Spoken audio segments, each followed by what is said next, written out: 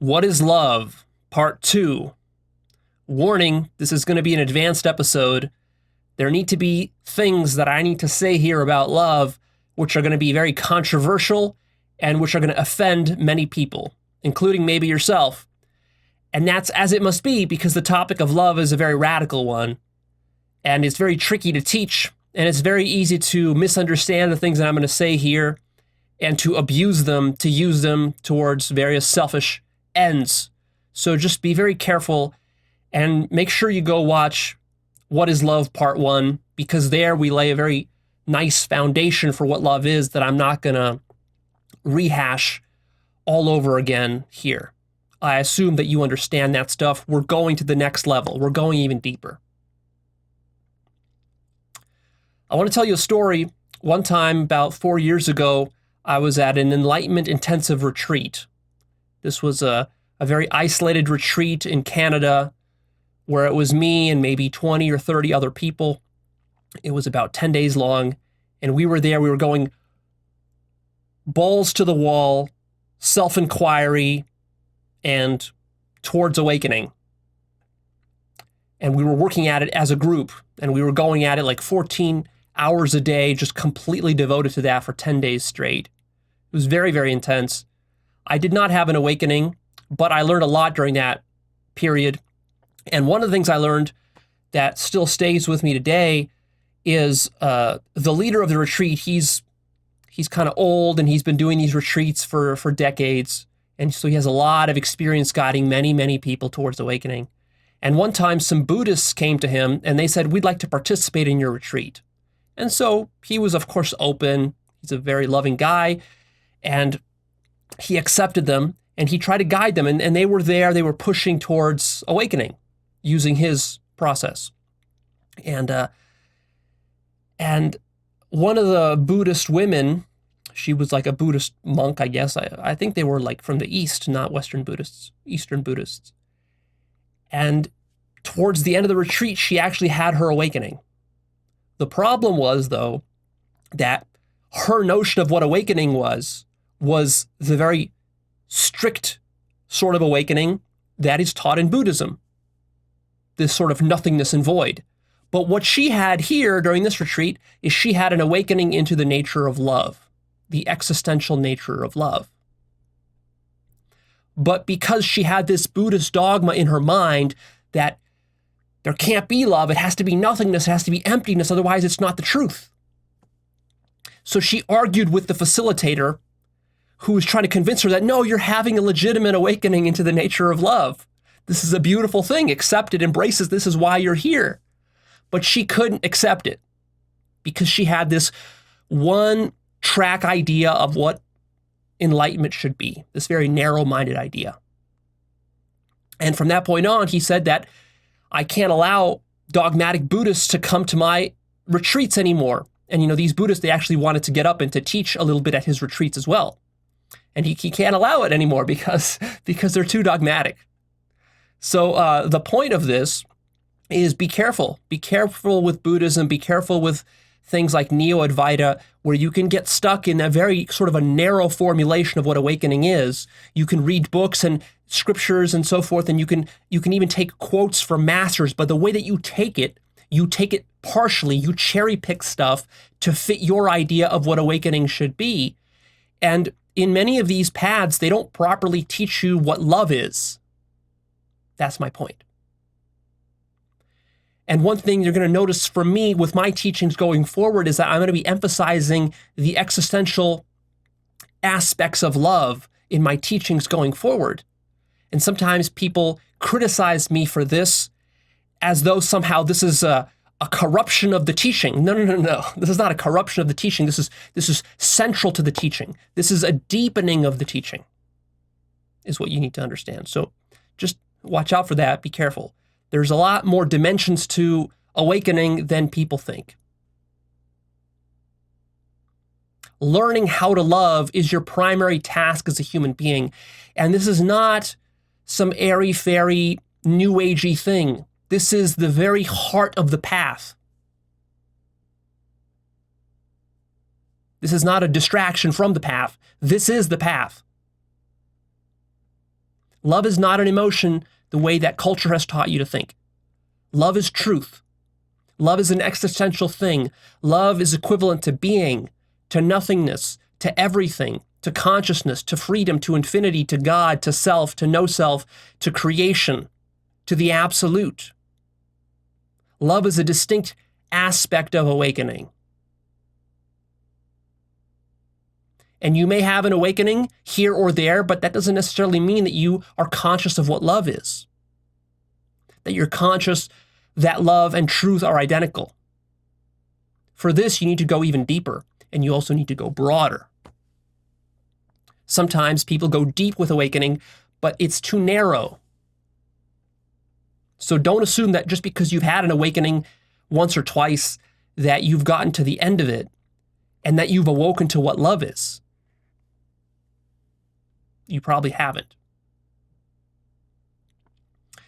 In my episode, What is Truth?, I talk about truth as sort of working on two different levels.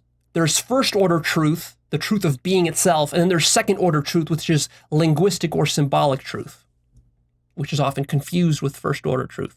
Well, the same thing applies here to love. There's first order love and there's second order love. And it parallels to what goes on with truth. So usually when we talk about love, and the reason people get so confused about, Leo, how can you talk about love? What does love have to do with reality and so forth? Isn't love just something humans do? They're confusing second order love with first order. So usually when we're talking about love in our culture, in common parlance, we're talking about second order love, like loving activities or loving emotions or feelings or being in a loving mood or being in a loving state. This isn't really what love is about. This is a second order thing. First order love is the actual being or substance or the consciousness of which everything is made.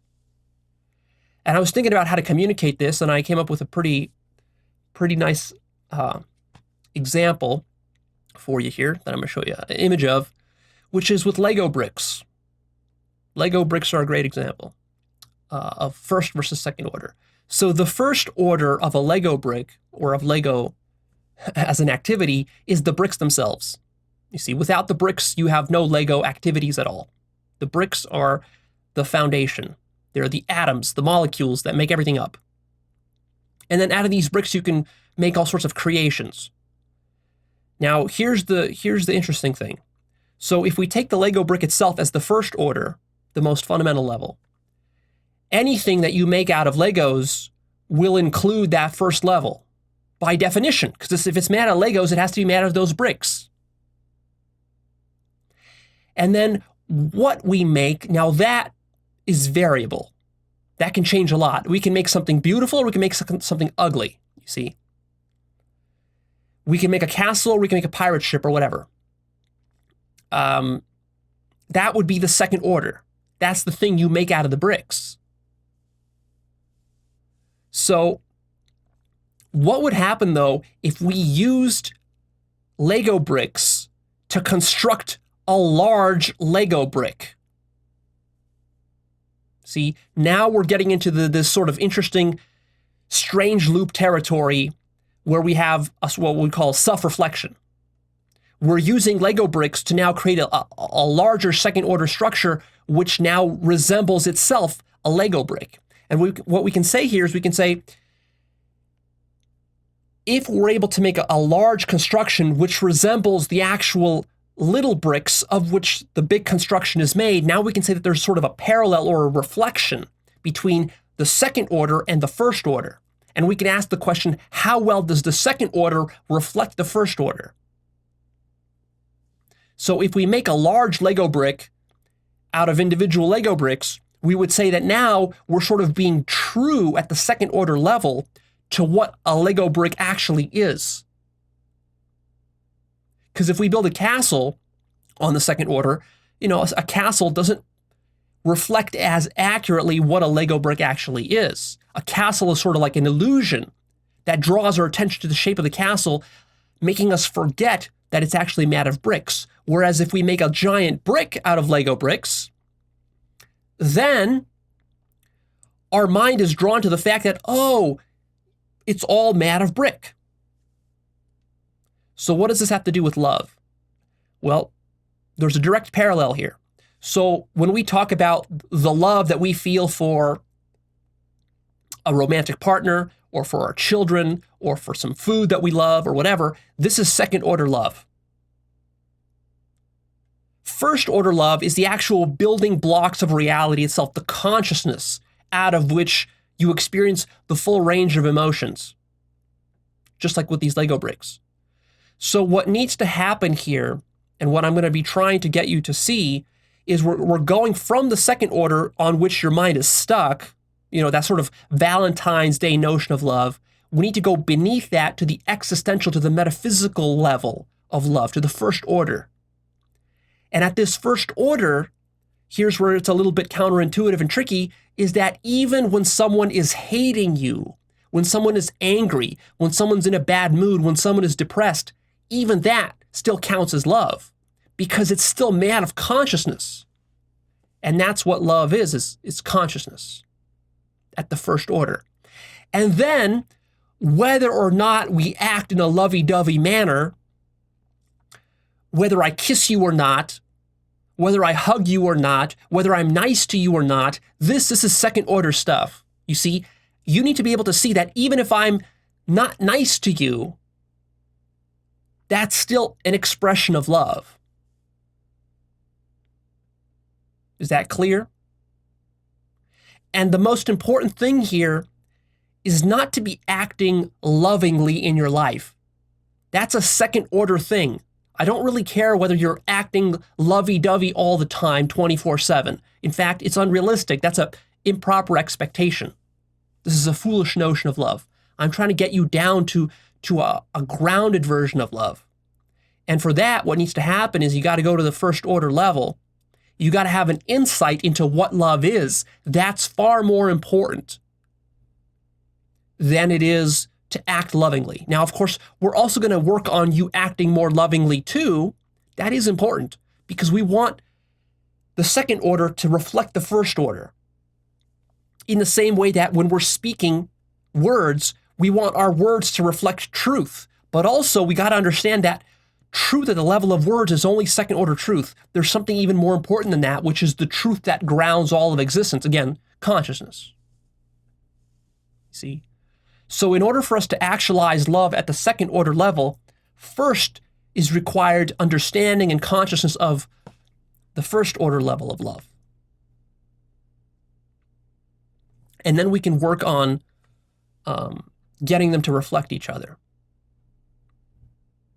We really need to work to get over this notion of feminine love, which is how most people conceive of love in our society. This is a sort of sweet, sappy version of love where here, if you're loving, then you're nice to people, you're kind to people, maybe you're even a doormat. You let people walk all over you, do whatever they want with you. You're happy all the time. You're smiling. You're positive. You're maybe even passive and submissive. These are things we associate with love. So sort of think of your stereotypical image of what love would look like on a movie screen. Like if a movie director wanted to demonstrate that two people are in love, what would they show? That. But see, that's a stereotype. Don't get lost in that. That's very easy to see that version of love. What's much more harder is to appreciate the masculine dimension of love. Masculine love can be ruthless and it can be brutal. I want you to start to recognize that there's love in violence, in war, in terrorism, and in the entire process of survival. For example, cutting off a bad relationship. This might seem like a harsh move,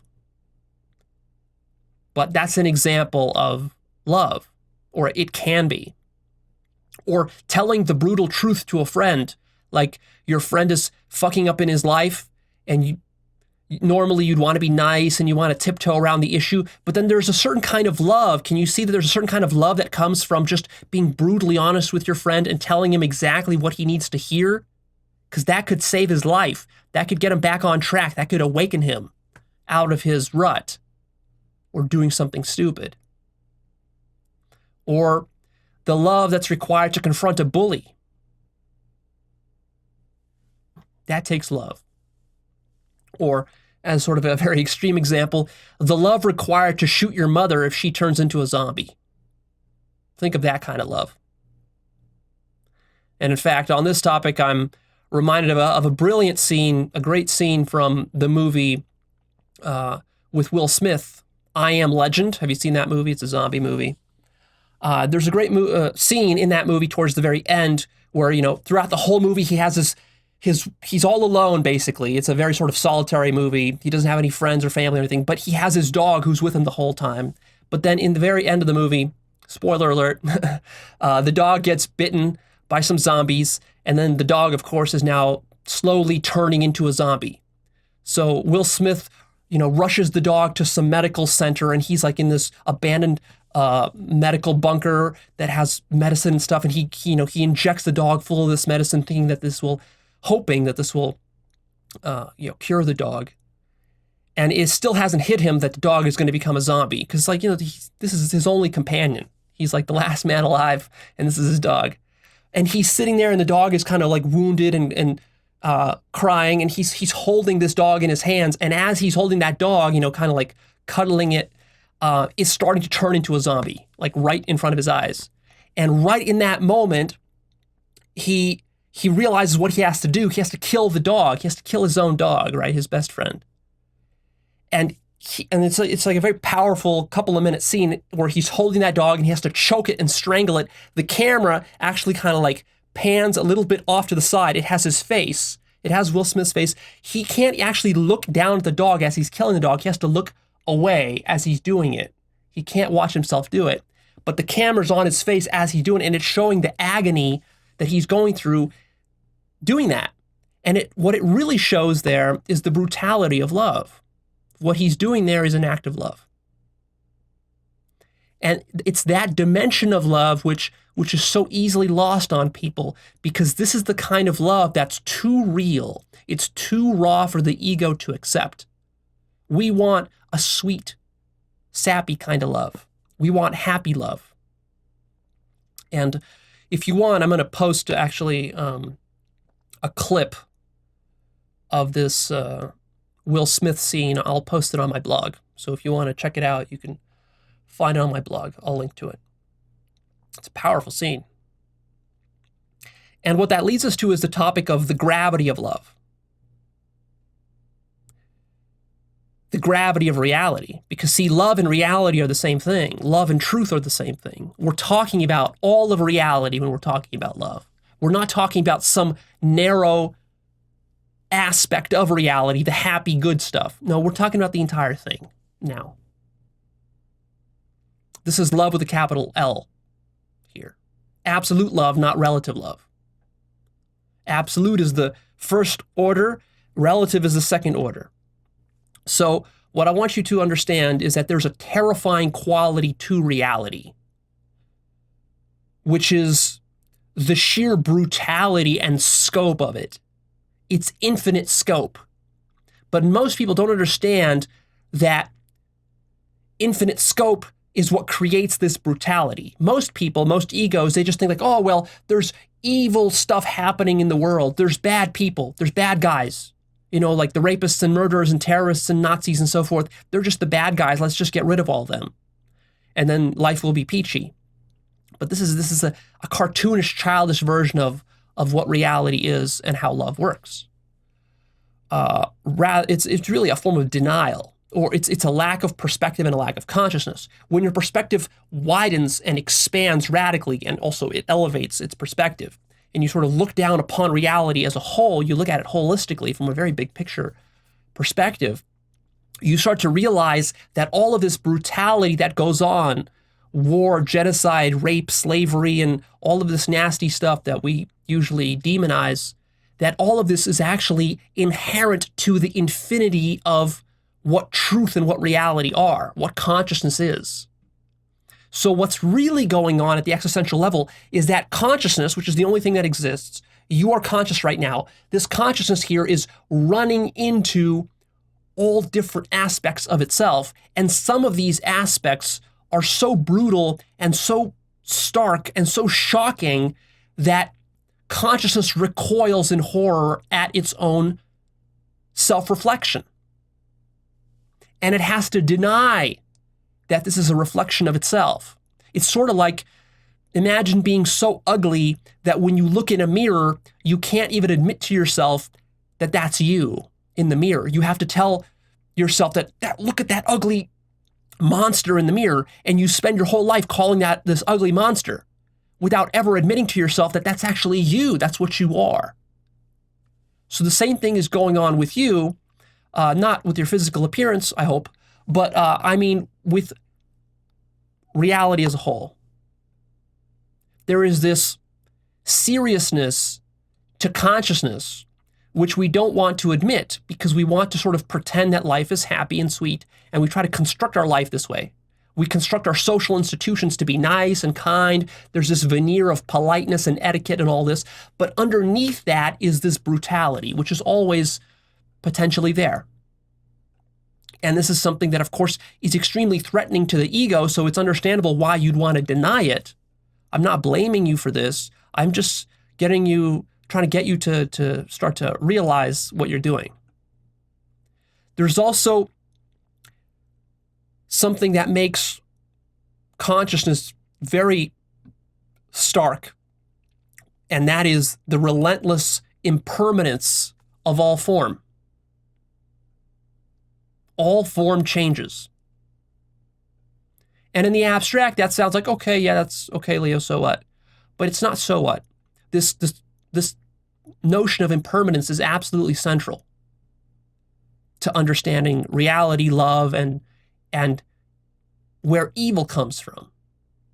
See, most people, they just call things evil without questioning and thinking deeply about what that evil really is and why it's there. Why it's there is, to a large extent, because of the impermanence. See, because consciousness is so impermanent that nothing stays the same, that means that everything is in a constant state of change, which, of course, is very threatening. Because you, as a living being, you need to cling to something. You need to cling to your identity. You need to cling to your house, your shelter, your family, your identity, your nation, your company, your money, your bank account. You got to cling to something to ground you within this reality. But the truth of what consciousness is that it's totally impermanent, and everything you cling to is going to eventually slip through your fingertips like sand. See, this is not a mistake. This is actually a feature of what existence is. It's not a bug. The mistake is trying to make the impermanent permanent. This is where you get dysfunction and neurosis. And so part of spirituality is coming face to face with impermanence and accepting it, which of course is all about accepting your own death in the very end. That's ultimately what it boils down to. See? So, like in this example of Will Smith with his dog, what was that? If you really zoom out and look at what that was an example of the relentlessness and the ruthlessness of impermanence. You know, he wanted that dog to remain being his loyal friend the way it's been for decades, keeping him company and all of that. He wanted that. He wanted to lock that in. He wanted to make that permanent. But then, of course, life unfolds. There are zombies and things, and then they'll bite your dog. And so when you get attached to your dog being your dog and not being a zombie, then that's where the suffering comes from. And then you ask yourself, or you even ask God, like, God, why did you create these zombies who bit my dog? What kind of cruel existence is this? And God's reply to you is impermanence. Recognize impermanence. This is what consciousness is. It's impermanence. See? So real love, absolute love, is raw. It's severe, it's grave, it's bittersweet, it's uncompromising, it's sober, it's stark, it's serious, it's brutal, it's pensive, it's melancholic, it's relentless, it's radical. And this is what gets people so confused about the topic of love. They can't understand how, if everything is love, then how come we have all this crap going on in the world? See? But what's really happening is that you're confusing your own ego's needs and fears, which is distorting your picture of reality. And you're not seeing the love precisely because you're attached to being some particular way. You need love to be conditional. And so when you experience unconditional love, you misinterpret it in your mind actually as hate and as evil. And the very notion that unconditional love is love revolts you. Or at least it does most people. And what I'm telling you is that your job as a human being, this is really your only job in life, is to learn to embrace love as an absolute, unconditionally. Not on your terms, not in a way which would suit and please your ego or your survival, but in its actuality. To embrace reality as it is, warts and all. That's the hardest thing to do for a finite being. To learn to love all aspects of yourself.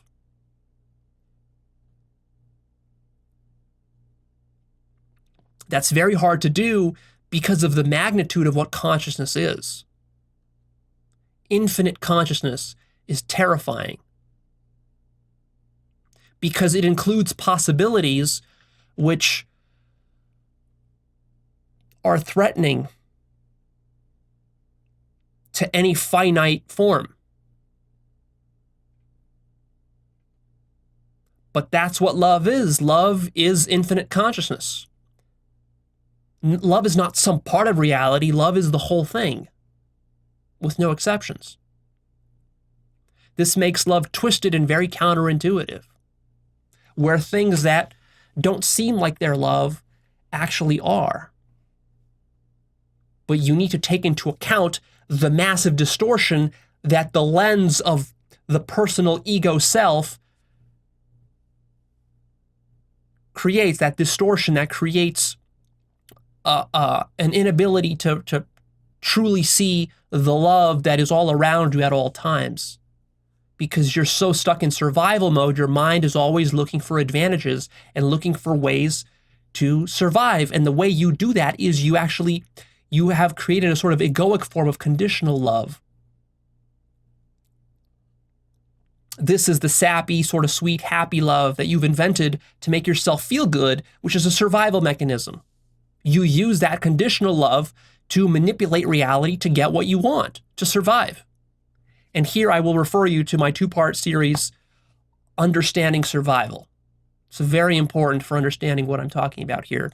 My notion of survival is much, much broader than you think or that you understand. That in fact, in general, what I noticed that even those of you who've watched those two episodes, you still have a very poor understanding of what survival is. Survival is such an important idea, and yet almost nobody really understands it.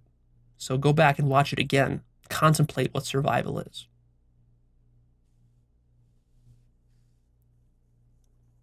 There's an uncompromising aspect to reality, which actually many materialists misinterpret as evidence of the fact that there couldn't be a God, or the fact that reality is just totally indifferent, doesn't give a fuck about us.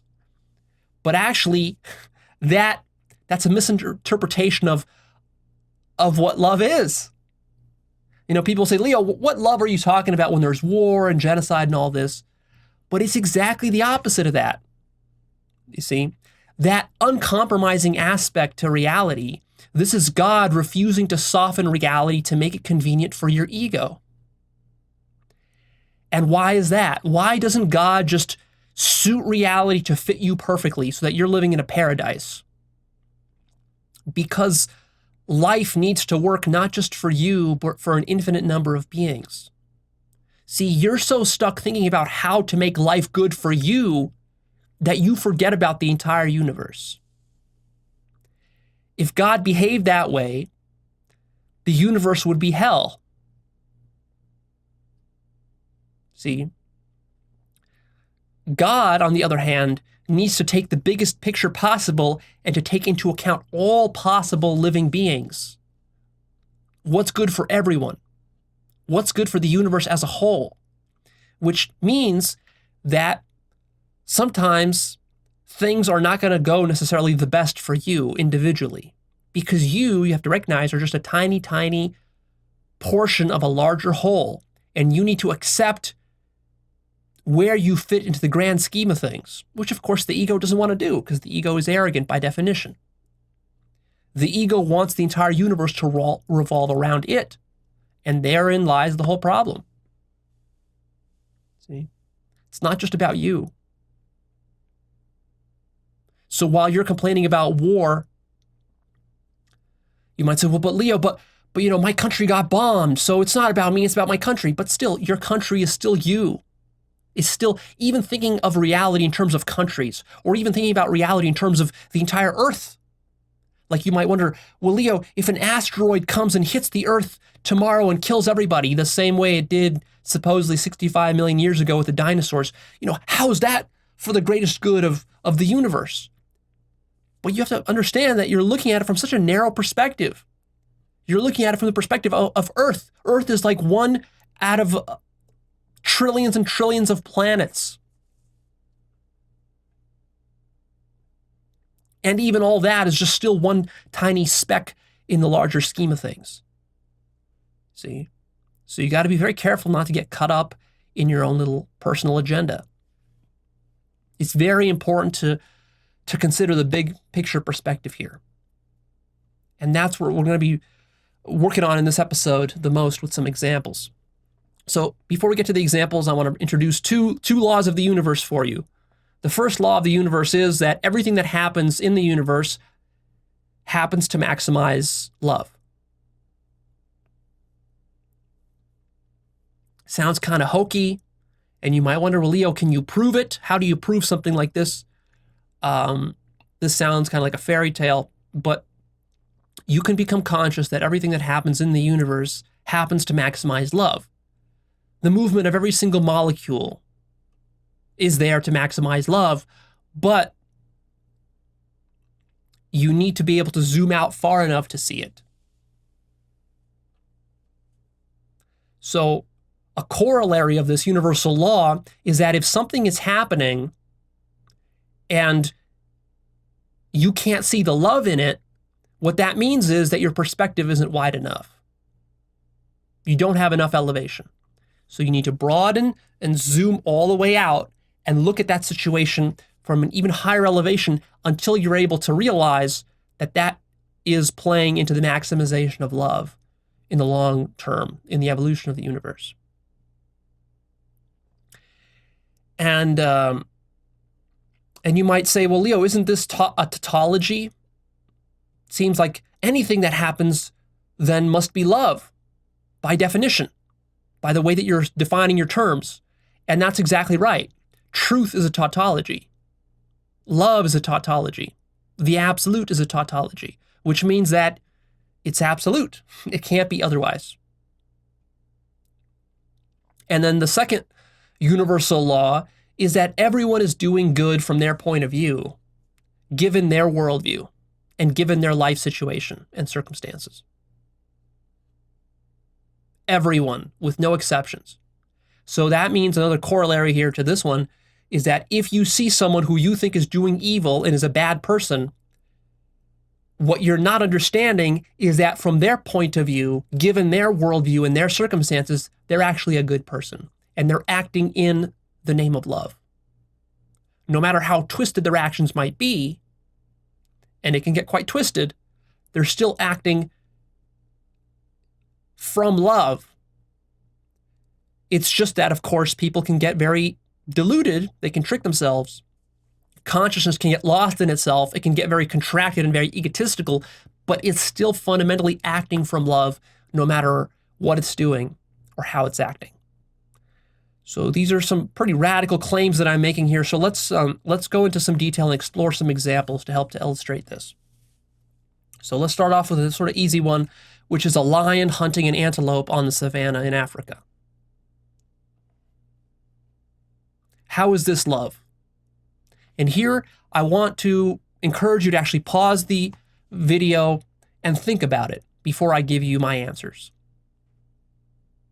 So pause right now and ask yourself, how is a lion hunting an antelope? How is this love? How does this contribute to the overall love of the entire universe? And of course, this is survival 101. You have to understand that survival is not the opposite of love. Survival is absolutely essential, because without survival, nothing can exist. You can't have life without survival. You can't have life without death.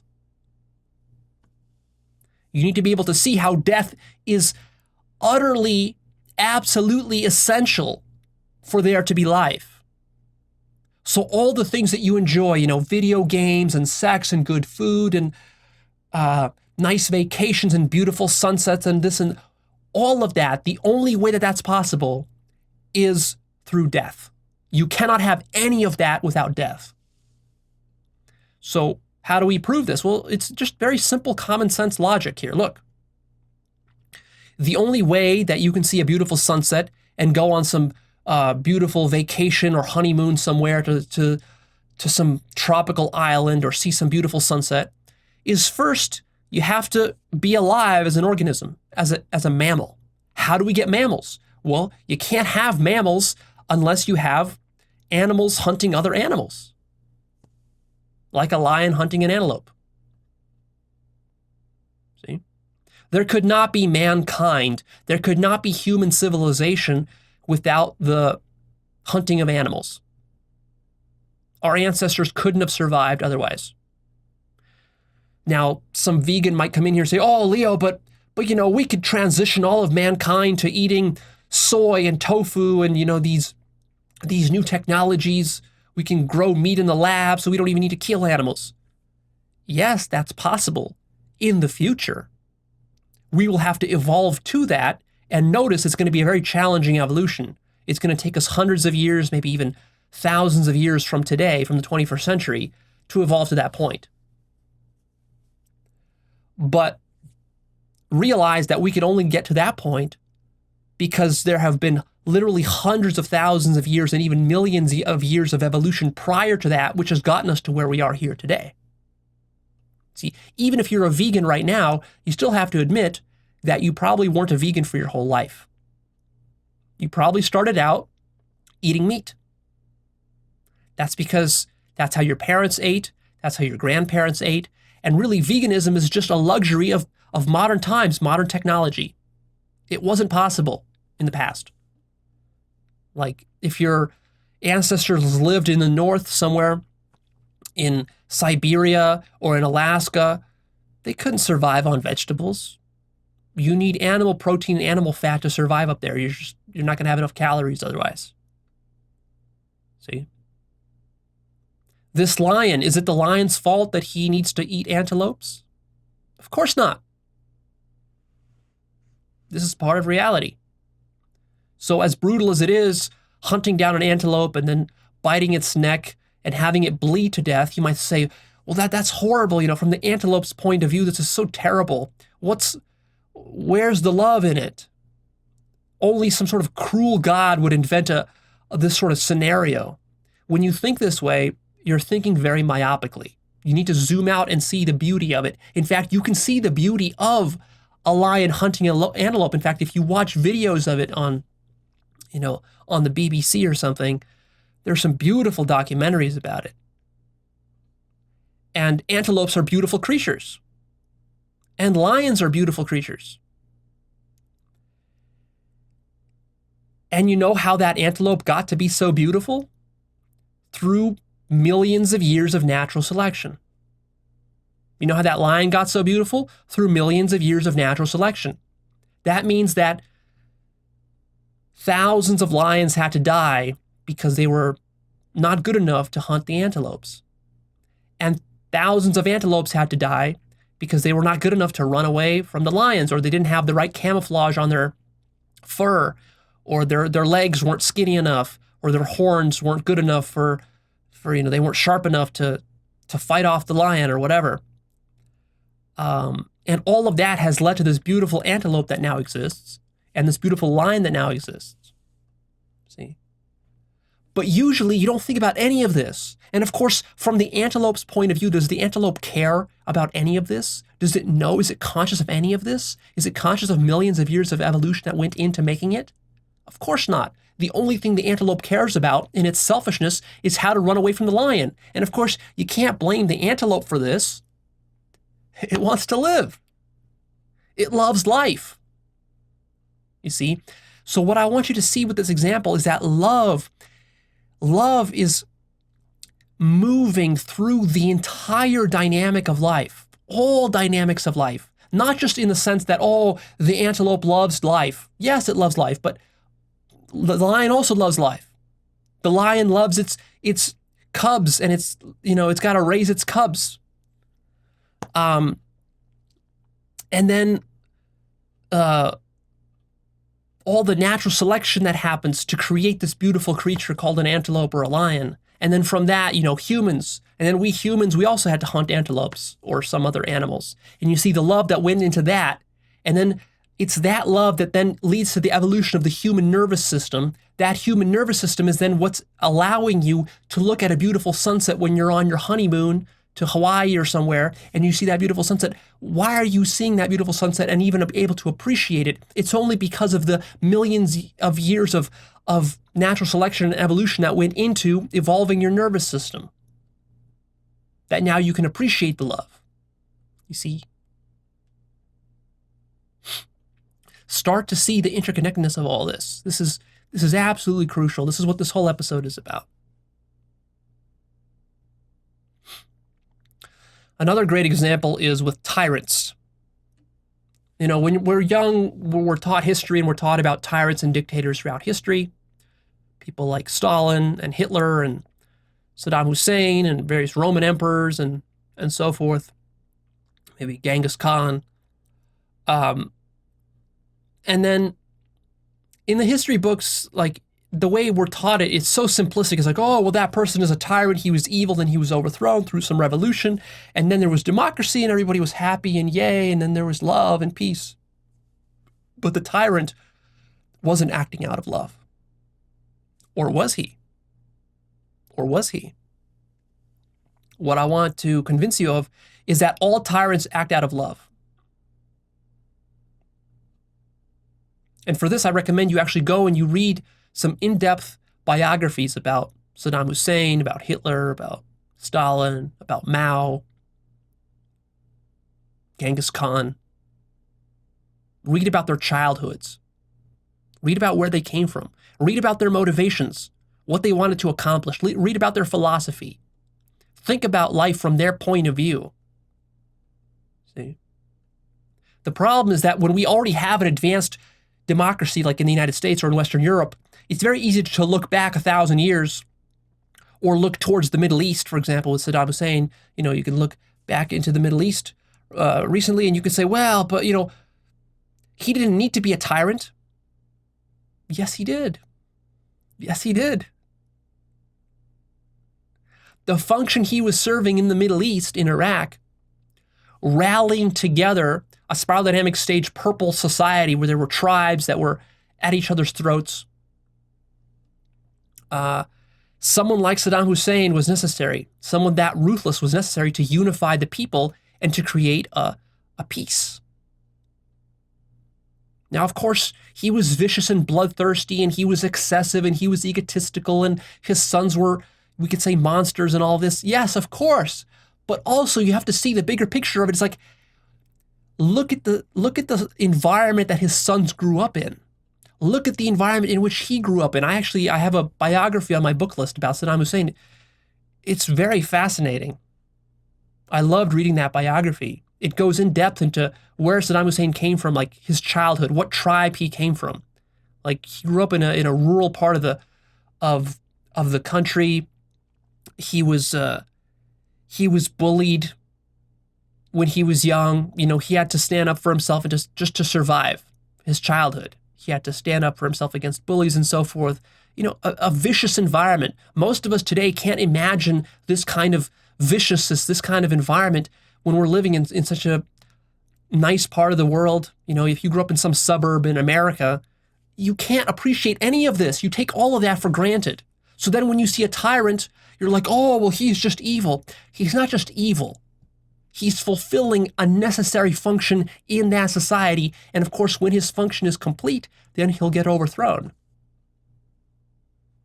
But until then, he's necessary. In fact, you see the function that Saddam Hussein was filling in Iraq very clearly after the United States came in there and overthrew his government. You see the chaos that resulted from that and how many hundreds of thousands of lives have been lost by the overthrow of Saddam Hussein.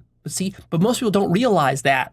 They don't think this way. They think that, oh, well, if we just overthrow Saddam Hussein, then some nice guy will come to power and he will just be nice to people and people will be nice to him. No, they won't. They're at such a low level of development and evolution that you need someone like a dictator to unify those tribes. The Sunnis and Shiites and, you know, they can't get along with each other. Now, it doesn't mean it has to be that way in the future forever. It just means that that's where they're at right now. See? So tyranny is not an example of how there is no love in the universe. It's exactly the opposite. Tyranny is the critical example which demonstrates the love of the universe. See? But you just need a very wide perspective to see it. You need to realize how counterintuitive love can be. It doesn't always manifest itself in this sweet, lovey-dovey sort of version of love that you want. If what you expect is you expect a Valentine's Day notion of love, then yeah, when you look upon the universe, you will of course say that, well, Leo, of course there's no love in the universe. Of course not. Right, because your picture of love is wrong. Change your picture of love.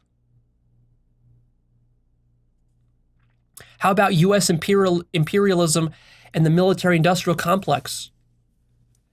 People love to demonize this, and they say, well, how is this an example of love? But it is. Everything is an example of love. So of course it is. So let's think about this. You can pause the video and ask yourself, how is U.S. imperialism and the military-industrial complex an example of love? Well, these large military companies in the United States, they employ tens of thousands, even hundreds of thousands of people. A lot of these people, they're not fat cat CEOs. Of course, some of them are, but the majority of these people are just, hardworking people. They don't even earn that much money. It's secretaries, it's mechanics, it's engineers, it's computer programmers, it's accountants. And these people, they're not geniuses. They're not awakened masters and gurus. They're simple people living their simple lives. It's like somebody works at a factory manufacturing, landing gear for some military drone. He doesn't have any big picture understanding of how the landing gear that he manufactures on a day-to-day basis when he comes into work. He needs that job to pay for his children and to send them to college and so forth and to pay for his house. He doesn't understand the complexities of how all of this fits into, like, the landing gear that he makes goes into some drone, then that drone gets sent by some corrupt politician to bomb some innocent civilians in the Middle East. He can't put all those things together. He's not intelligent. He doesn't have enough perspective to do that. See? And maybe even if he did, what would be his alternative? He might live in a kind of place where he doesn't have any other kind of job that he can get. So him building this landing gear allows him to, like, buy groceries and Christmas gifts for his children on Christmas Eve. And then so when his children gather around the Christmas tree in the morning on Christmas Day, they're opening their gifts and their toys and all that. Do the children know that those gifts and toys were purchased by the building of landing gear for drones that destroyed the lives of innocent civilians? And they have no fucking idea. This is what I mean by the complexity and the infinite scope of consciousness, right? See, they have no idea how deep reality goes. They're just enjoying their toys on Christmas Day. And then this father who provided these toys, he's enjoying his children enjoying the toys. And then that's what we call the classical example of love.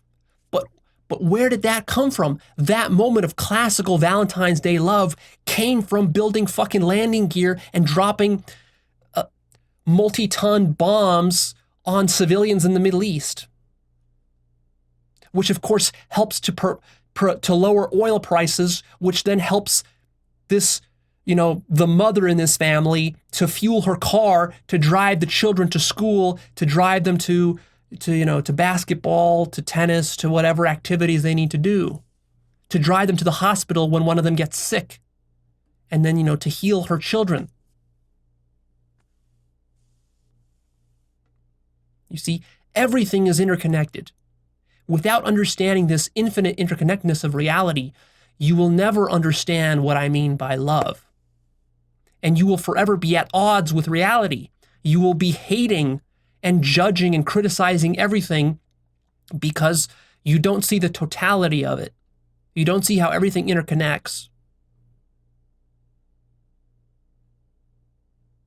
How about the example of cancer?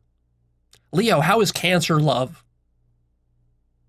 How is cancer not love? Where does cancer come from? Think about it. Pause and think about it. Think about how cancer is love.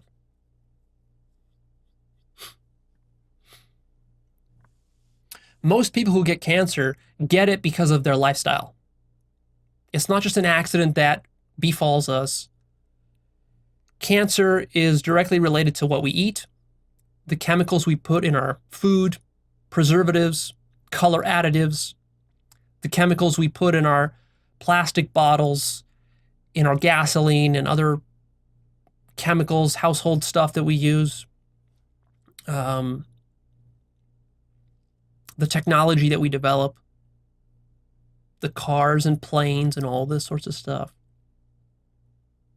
So who created this? Who created all these technologies?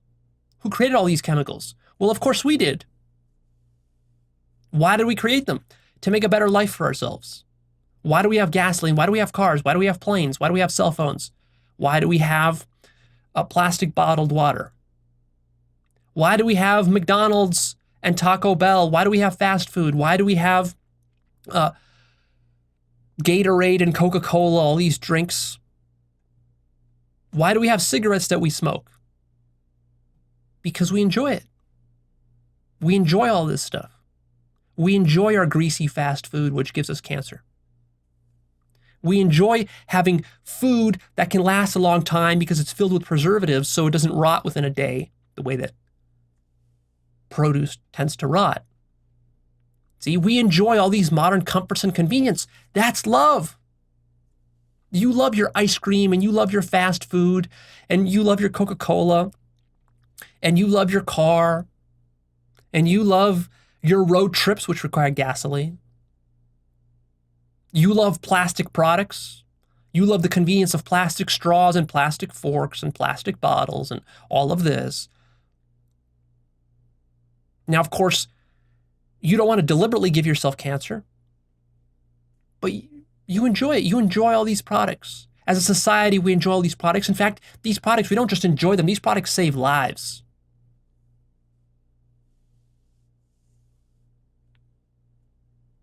Cheap food prevents people from being hungry.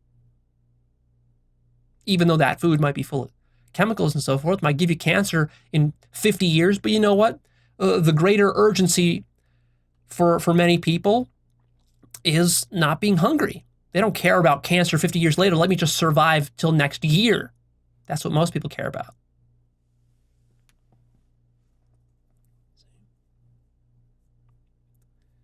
So we created it. People love to smoke. Even though they know it's going to give them cancer, they still do it. See? And you might say, well, Leo, but if the universe was truly loving, wouldn't God create a universe where we couldn't get cancer? No. Because actually, the more loving universe is the one where you have the freedom to invent new technologies, new gadgets, new food, new types of smoking and vaping and whatever else you want. Which, yeah, if you create stuff in a sloppy manner, then you can shoot yourself in the foot and you can get cancer. But see, the larger love of God, you might say here, is that God gave humans the freedom to invent. Think about all the goodness that comes from being able to invent. Think of all the stuff that mankind has invented from the very beginning of human civilization. Writing, machines, buildings, new materials, metal and plastic and glass and ceramics and all of this. Some of it was toxic. Some of it was radioactive. Some of it gave you cancer. But the majority of it didn't give you cancer. The majority of it works great, improves our lives. You know, you have comfortable mattresses to sleep on, beds and computer monitors. And all. Look at all the amazing stuff we invented. Most of it works quite great, improves our lives, saves many lives, allows for billions of humans to thrive on this planet, which otherwise would be impossible. But you're complaining about cancer. But that cancer is just an outgrowth of that freedom that we had to invent. See? In this way, reality is radical because there's so much freedom that God gives you enough rope to hang yourself. But then what people do is once they hang themselves, then they blame God for giving humans so much rope. And they don't see the love of in that. See?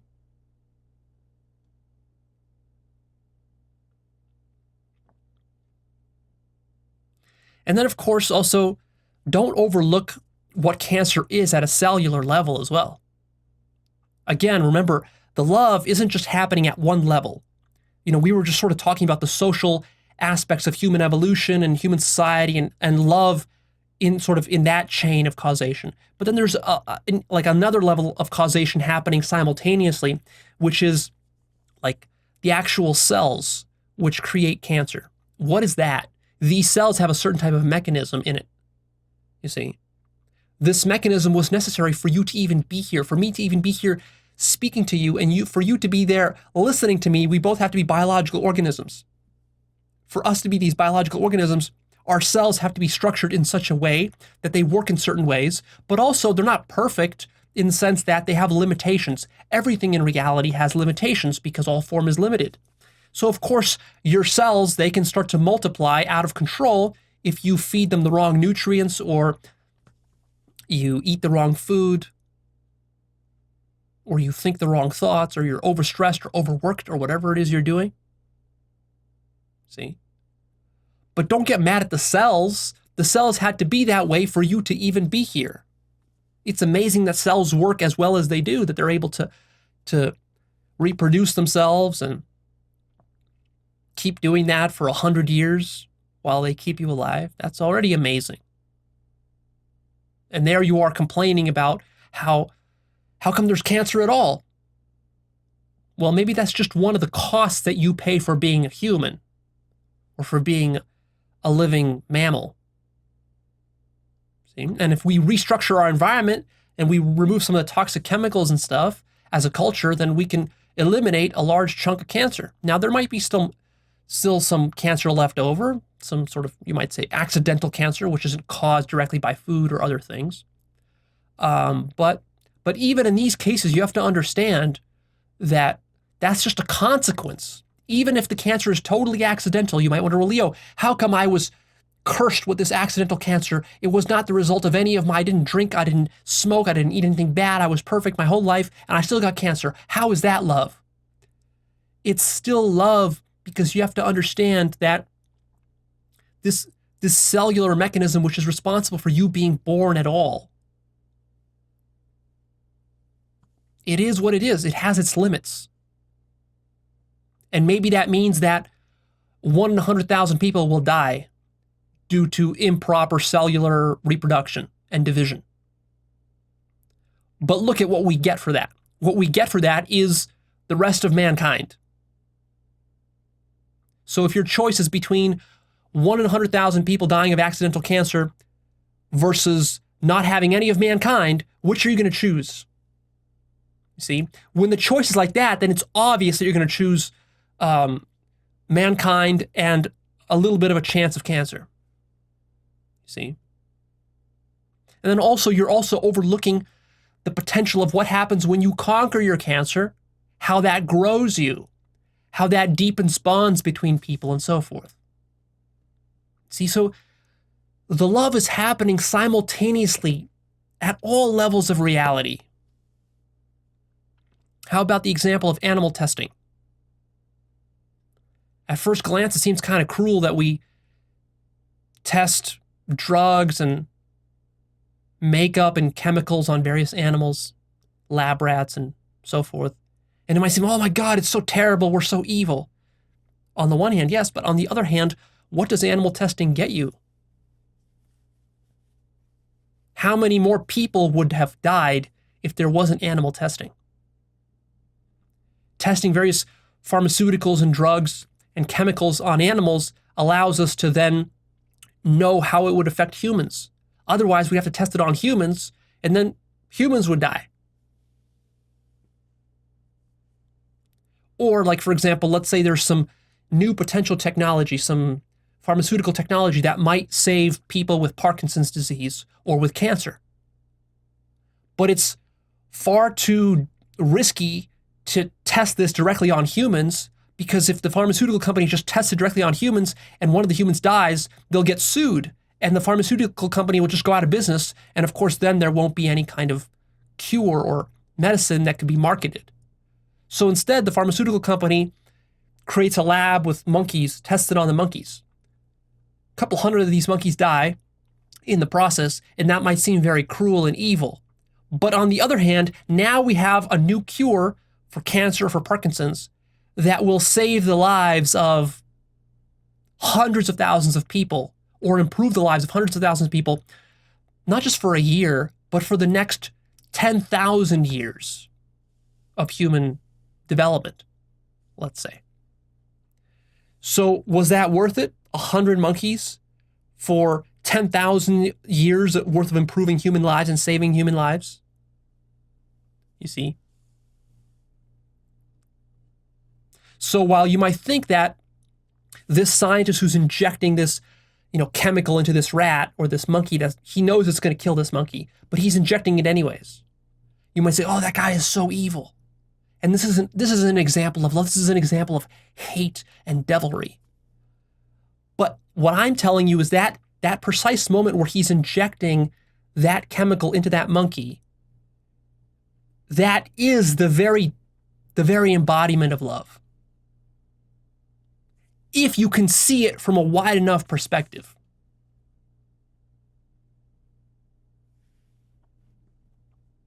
How about the burning of the Amazon? Recently in the news, people have been upset about the Amazon being burned down, how bad and evil this is, and who's doing this? Farmers. Brazil is not a very advanced, developed country yet. They're still struggling. There are many poor farmers there. It's a difficult country to live in. It's a difficult country to raise your children in. It's a very difficult country politically. So on the one hand, you can look at these burning of the Amazon, you say, oh, this is so evil and so bad. This is a counterexample to love, Leo. How could burning the Amazon be love? But it is precisely that. It's love. That's why the Amazon burns. Because the people who are clearing down those forests are doing it so that they could create plantations of soybeans, so they can create grassland for farming cattle, so they could sell those soybeans and sell that cattle and feed their children there's thousands of starving children in Brazil. Thousands of people struggling to make it in Brazil. Many of those farmers, they're not millionaires and billionaires. And they might say, oh, Leo, but some of them are. What about those really rich farmers or the giant corporations who are doing all this? Yes, but those giant corporations also don't really understand what they're doing. You see? They don't have enough consciousness to realize that these fires are going to lead to some sort of larger global problems. They don't have enough development to understand that. You do, but just because you're that conscious doesn't mean that the executives of that corporation are that conscious. How is it that you got so conscious, but those executives aren't so conscious? Because you had better parents, you grew up in a better country, you grew up in a better situation, you read the right books, you stumbled upon some better YouTube channel that taught you how to meditate and all this, and those executives didn't. So who are you blaming? They're only doing the best that they know how to do. All of these people we're talking about at all times, they're only doing the best that they know how to do given their level of consciousness. They're loving in their own limited way. And you're judging them for not being able to love in a bigger way. That's what's happening.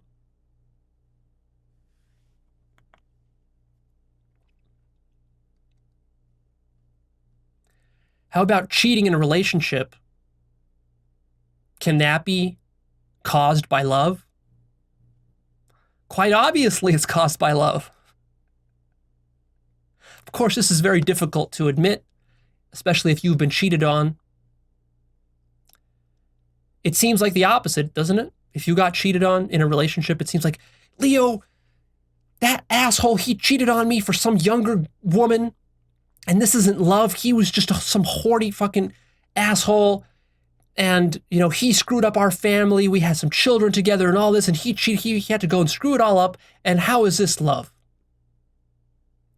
But of course it's love. What is it that caused him to get into let's say, a marriage with you in the first place? He loved you, right? He was attracted to you. What is it that caused him to take you on that first date and to have sex with you that first time? What was that?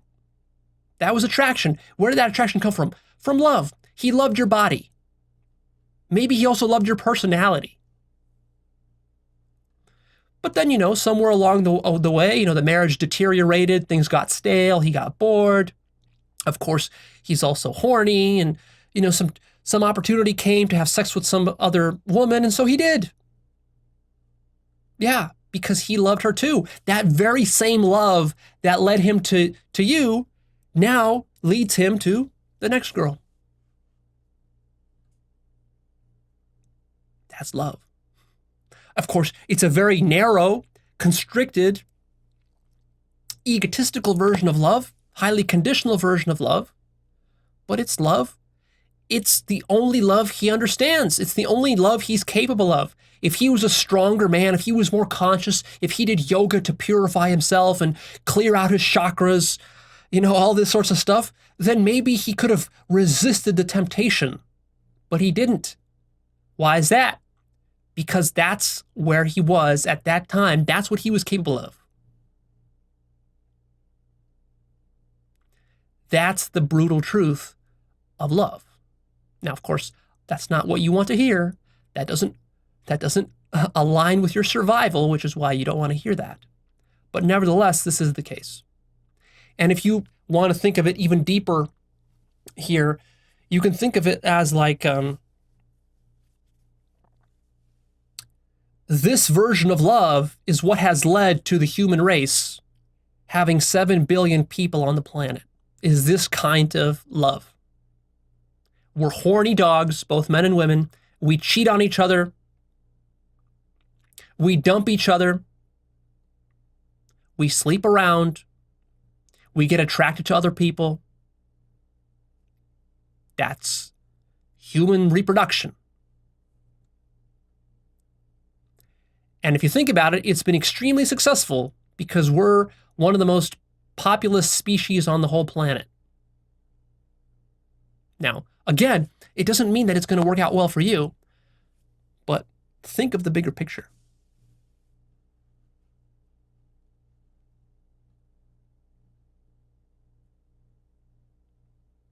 How about an example of a husband beating his wife? Could that be love? Of course. Of course it's love. Think about it. Why does a husband beat his wife? Because given his worldview, that's the best he knows. Honestly, that's what's going on. He's not beating her because he hates her. He's beating her because he loves her. That's his version of showing love. Now, you might protest, and you might say, well, he shouldn't be like that, and that's evil, and that's wrong. Fine, you can say all that. But also, before you say all that, understand what leads him to do that. Actually trace through his history. Look into his history, look into his psychology, and ask yourself, what caused him to do that? Because, a person doesn't beat his wife for no reason. There's a chain of causation that goes into that. He has a bad job. He drinks. He's an alcoholic, which, of course, alcoholism has a genetic component to it. His own father might have beat him. He might be depressed. He might have a mental illness or a disorder. He might have gotten bullied in school. Go back and look through every single factor in his life. And what I'm telling you is, when you understand every single factor that went into his psychology from the moment he was born up till him beating his wife today, what you'll realize is that all of that had to add up to exactly what's happening right now. See? And that this is his way of coping with it. Now, I'm not saying that this is necessarily the way he should do it in the future, but this is what he did now. And this is what led him to where he is now. And that is what it is. That's human psychology. That's how it works. Human psychology is fragile. If you take a human being and you beat him up when he's a kid, you bully him, you insult him, you put him in a dead-end job, yeah, he might turn into that kind of guy who beats his wife. That's human psychology. But you know what? That human psychology is the same human psychology which is in all of our minds and brains, which runs the entire human race from the very beginning of human civilization. It's that same human psychology which has allowed us to build all of human civilization and to enjoy all of the benefits of human life. Yeah. That's reality. That's the complexity of it. You see, it's not simple. It's very complicated. In fact, it's infinitely complicated. And it's only when you're able to take into account the full infinite complexity of reality that you're able to finally make sense of how all of it is love. You can't deny that all of these things that I've been talking about as examples, that all of these are necessary aspects of reality. Now, you don't like them, okay, but they are necessary aspects of reality. Which leads us to a law of the universe number 3, which is that everything that is what must be. And your job is to see why it's necessary and how it serves the greatest good. Now, you have to be careful here not to confuse what I'm saying as a justification for maintaining future evil actions. So what I'm saying is that if this guy is beating his wife, that part is necessary because it already happened. See? You have to distinguish what has already happened or what's already happening right this second versus what will happen in the future. Now, in the future, he could change himself, he could reform himself, he could, he can get some counseling, he can get some therapy, he can do some meditation, He can start to feel sorry for himself. He can change his behaviors. In the future, all those are open possibilities. But what's already happened has already happened, and that is necessary. That is a tautology. The delusion is to think that what's already happened shouldn't have happened. That's the delusion. So be careful to distinguish the past from the future in this case. I want you to notice that everyone is doing their best to survive in life. And that all the stuff I talked about above, these are nothing but examples of survival. That's all it is. And survival is a dirty business. But then again, you have to understand that without survival, none of us would be here. And none of the things you call love would be possible at all. And this, of course, includes the collective egos and organizations, which oftentimes we demonize. You know, we like to demonize oil companies and various countries and nations and groups of people and lobbying groups and all this. But all of this, they're also just surviving. A corporation, an oil company, is also just in the business of survival. No different than a lion on the savannah hunting an antelope, or a child running away from his kidnapper. It's all survival, variations on survival.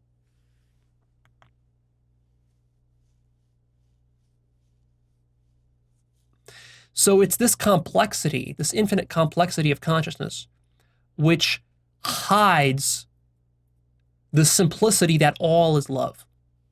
You see, love is this infinite fractal of consciousness which is manifesting itself in all possible variations. Some of them quite brutal, quite stark, quite raw, quite cruel and vicious, quite brutal. That's the cost of existence. And that is the thing that you need to get in touch with to understand existential love. But you see, the problem with explaining love to humans is that these examples become so serious and so threatening that anyone who becomes a teacher of true love will be demonized for justifying evil. See, isn't that what you're doing with me right now as I've been giving you these examples?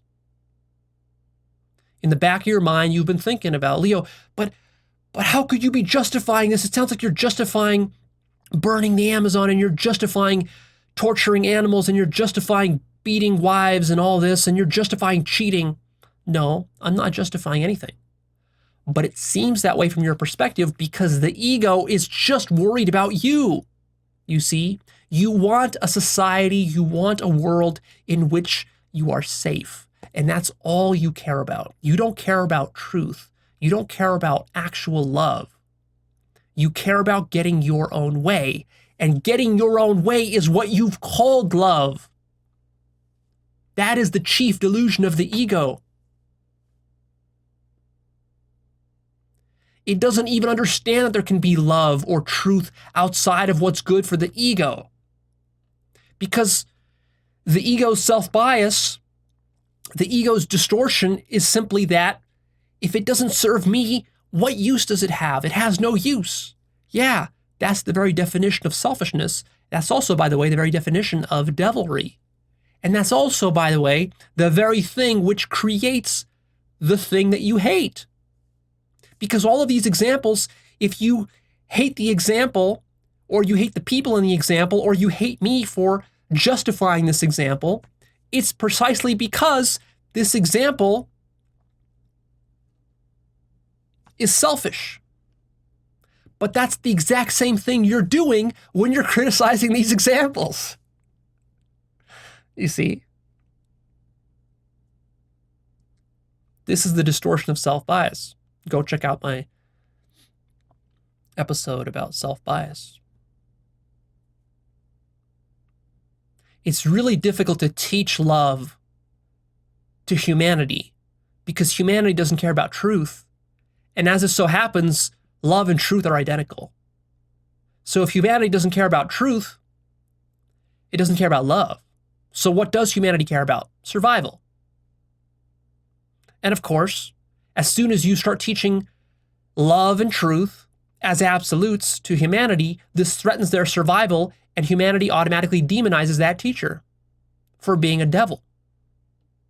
And that's what many people will do with me and my videos, especially this one.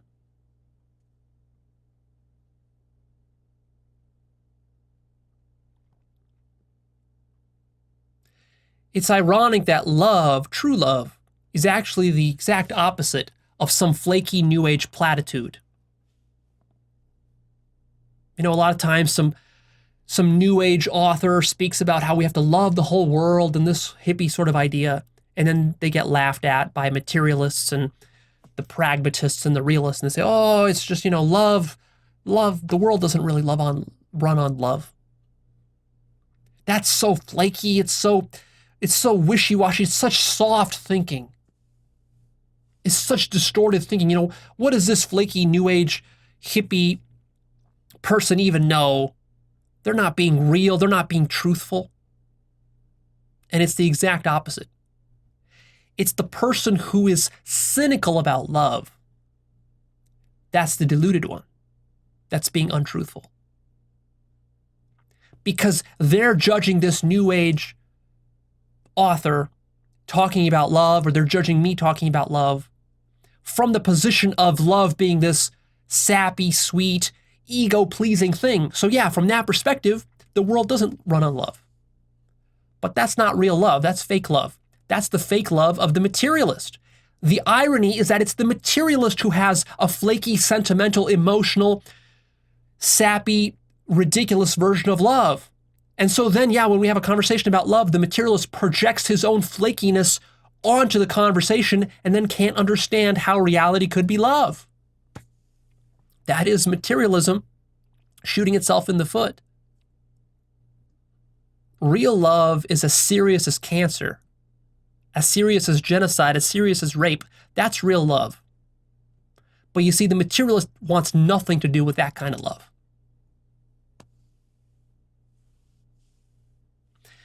The materialist wants to talk about love theoretically, as a theory, as philosophy. But then when you get into your actual everyday survival, all of a sudden, love flies out the window. Nobody cares about love when it comes to your daily survival. When it comes to your daily survival, it's survival at all costs. And it's that thing that needs to be transformed, that attachment to survival at all costs, at the cost of truth, at the cost of unconditional love. It's that which is ruining your life. It's that which needs to change, and it's that thing which you least want to change, which is why you don't even want to have this conversation, which is why you misinterpret and misunderstand everything I'm saying here. You see? Because what I'm saying here is way too threatening and way too real. You want this to be some flaky New Age platitude-filled video where I tell you that love is happiness and joy and all this. That's what you want as a materialist, because then you can stick to your materialist idea that, oh, the universe is just, it's just, you know, you can be the cynic and you can say, oh, the universe is just, it's indifferent, it's cruel, there is no God, la, la, la, la, la.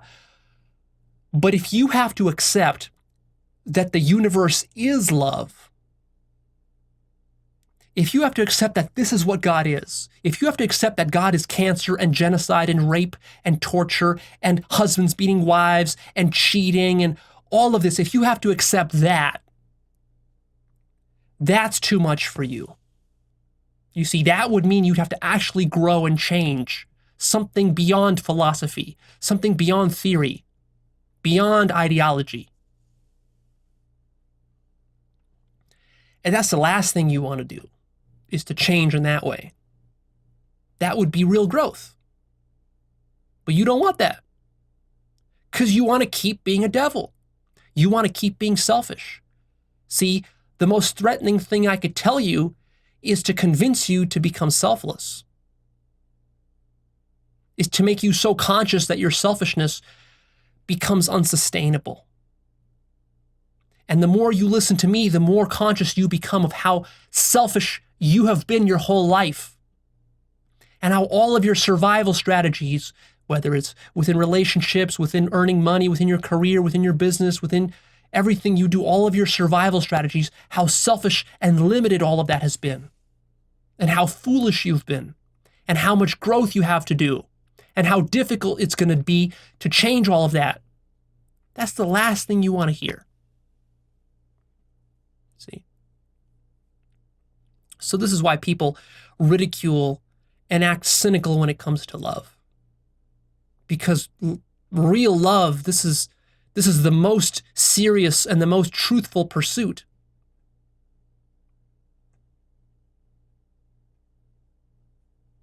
I want you to contemplate, especially these two critical questions. Number one, how is survival crucial to love? And number two, how is devilry crucial to love? Write those two down and contemplate them. Contemplate them for weeks, for months, for years. Contemplate them for the rest of your life. This is part of your work. Because if you cannot reconcile survival with love and devilry with love, you will forever be in an adversarial relationship with reality, and you will forever not understand evil. See, you need to start to see evil as love. Until you do, you're not really growing.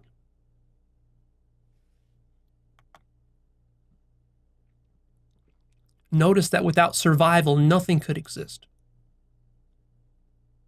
There could not be any human life. There could not be happiness without a foundation of survival. And of course, devilry is just another word for survival. Destruction, death, suffering, killing, pain, these are all necessary to life, as much as you may not like them. Not liking stuff is also necessary to life. That's part of your survival. Hating stuff is a survival function. See, you're not going to transcend hate by hating some more. You transcend hate by realizing that everything is love, including hate. Once your love extends even to hate, then you have transcended hate.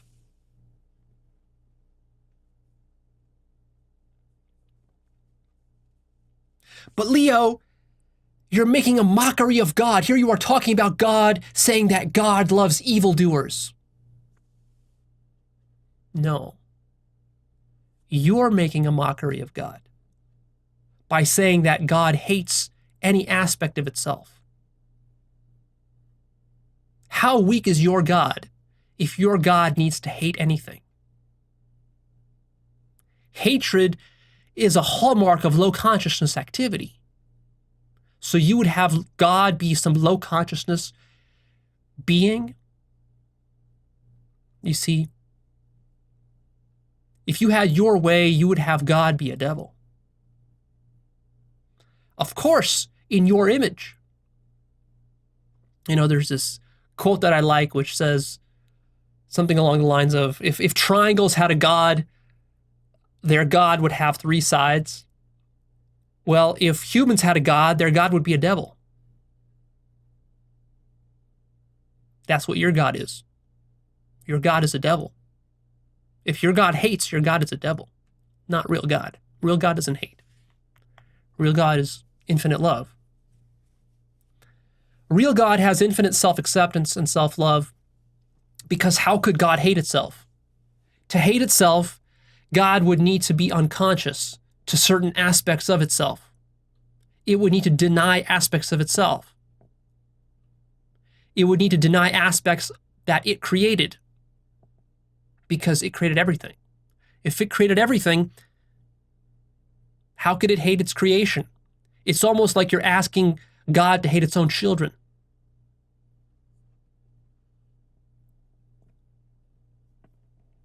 Infinite consciousness means that you're conscious that you're everything, which means that there's nothing other than you, nothing separate from you, nothing which you didn't create.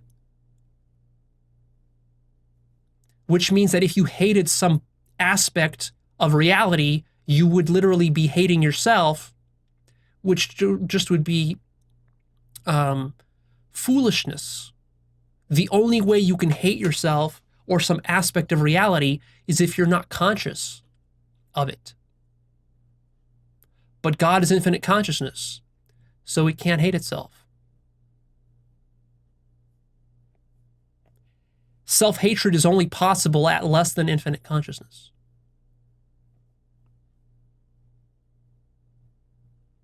Here's a universal law number 4 for you. Your love is directly proportional to your level of consciousness. The more conscious you are, the more love you have. The more you accept yourself, the more you accept others, because you recognize that the distinction between yourself and other is imaginary. And so a central aspect of this work that we're doing is we're raising our consciousness, of course, but also we're increasing our self-love and our self-acceptance. And in so doing, we end up loving the whole world. And in this way is how we conquer evil. Evil is not something God created. Evil is something that occurs when your consciousness is less than infinite. So you might wonder, well, why did God create consciousness which is less than infinite? Precisely because infinite consciousness must include all finite aspects of consciousness as well. Infinite consciousness means unlimited consciousness. Unlimited consciousness means limited consciousness. It goes full circle. Love means hatred. The hatred you find in the world is not a counterexample to God's love. It is the very epitome of God's love. It's because God's love is infinite that people hate. You get that? But Leo, isn't that dangerous? This whole conversation seems like you can just use love to justify any kind of evil you want. You can cheat on your wife, you can beat your wife, you can burn the rainforest, you can drop bombs on people, and it's all for love. Yeah. Love is utterly radical, and love is totally free. That's freedom. What you're running into here now is freedom, absolute freedom. It wouldn't be absolute love unless it was absolute freedom, unless it allowed for evil. See, God is so selfless that he allows you to be as selfish as you want.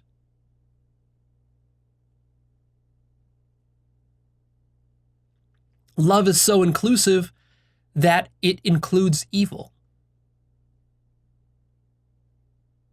Love must allow for self-deception. Love must allow for ignorance. Love must allow for selfish justification. Love must allow for devilry. The devil exists precisely because of the magnitude of God's love. That's the paradox. Of course, it must be this way because of the self-reference problem and because of the nature of oneness and non-duality. The nature of infinity. These sorts of paradoxes are the direct result of everything being one. This is what God is. See? It's not a problem for God, but it is a problem for you as a human. So how do you escape this problem? By realizing that you're not really a human, but that you're God. When you realize that you are God, then you escape this whole problem. Because you start to accept everything that you are without judgment, including the devilry, the ignorance, the self-deception, the selfishness, the justifications, all the games that people play. Now you might wonder, but Leo, what is the use of love when it accepts everything? This isn't practical. That's right. truth goes beyond practicality. It's prior to practicality. Remember that practicality is survival. So I'm not saying any of this is practical per se. I'm just saying that it's true.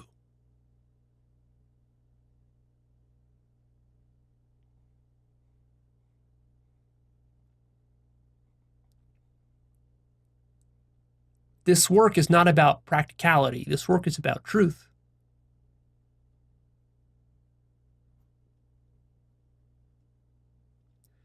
The catch-22 is that if you're preoccupied all the time with practicality, that means you're stuck in survival mode. When you're stuck in survival mode, that means all you care about is yourself and you're being selfish. When you're being selfish, you're always scared. You're never satisfied because you're always looking towards the future for how to improve your situation. And in this way, you become like a mouse in a wheel, running round and round, chasing your own tail for the rest of your life, and you're never satisfied with anything, and you never establish any sense of peace or groundedness in your life.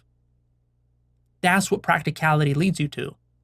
Whereas if you transcend practicality and you go for truth and for love, then what happens is that you can escape that whole rat race and you can find true peace and true joy.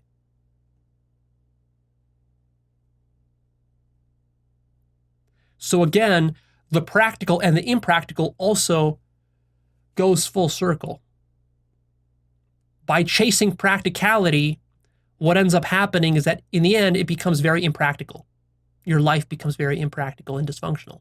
Whereas if you chase the impractical, which is truth, let's say, then once you do find it, it becomes very practical because it transforms your entire perspective of reality.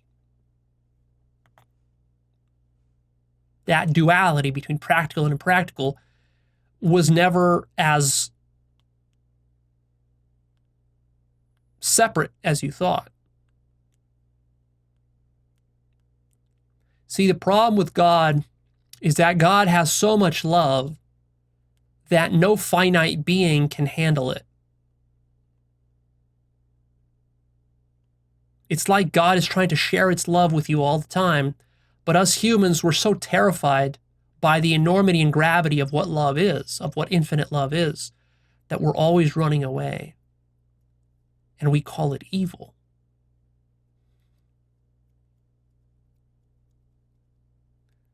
You see this delicious irony?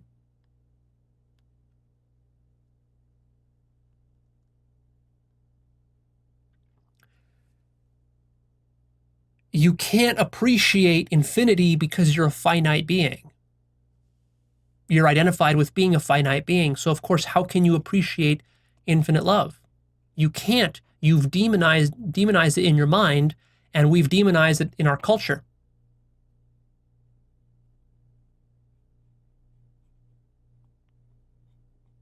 Every time you judge or criticize evil, what you're doing is you're rejecting God's love. You're rejecting yourself. You're hating yourself. Because all hatred, all judgment is self-hatred and self-judgment.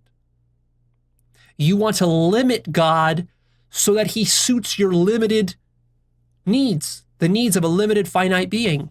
But God is an infinite being. So every time you try to limit it, you distort it, you falsify it, and you only deepen your problem.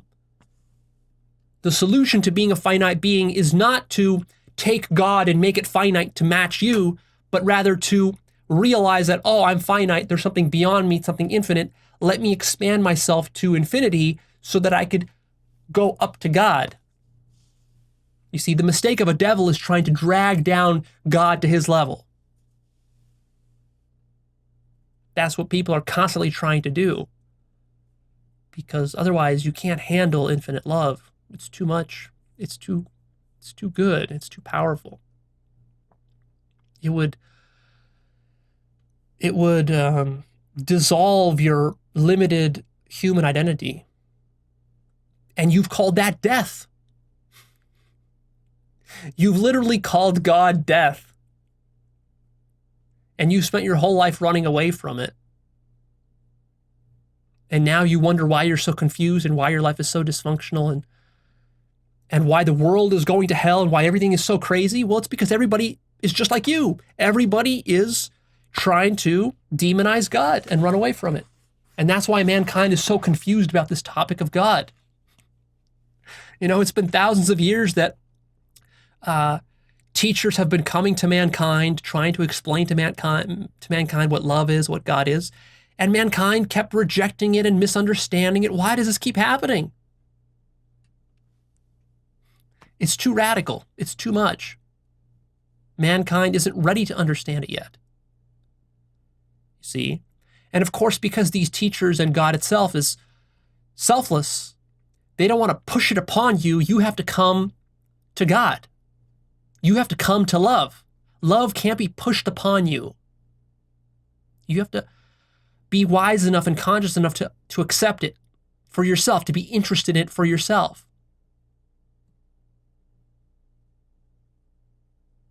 That's the tragedy of this whole thing called life. And this contributes and even deepens the love even further when you realize how tragic it is that for the last 5,000 years, the history of mankind has been mankind rejecting God's love over and over and over and over and over again, leading to the deaths of thousands and millions and hundreds of millions of people, to torture, to suffering, to rape, to all this. When you realize all this and you realize, aha, that is God's love, that's when it hits you. That's when you really understand. See, God has been trying to reach out to you with this love your whole life, but you've been too scared. You've been running away from it because you're a finite being. And of course, it couldn't be otherwise. It's a totally necessary, and it's a perfect tautology. This is what love is. This is what reality is. This is what truth is. This is what consciousness is. What is the connection between love and absolute freedom? They're identical. How so? Well, absolute love has no restrictions. So it has no need to change anything. It accepts everything exactly as it is. So you might wonder, well, why didn't God create a better universe?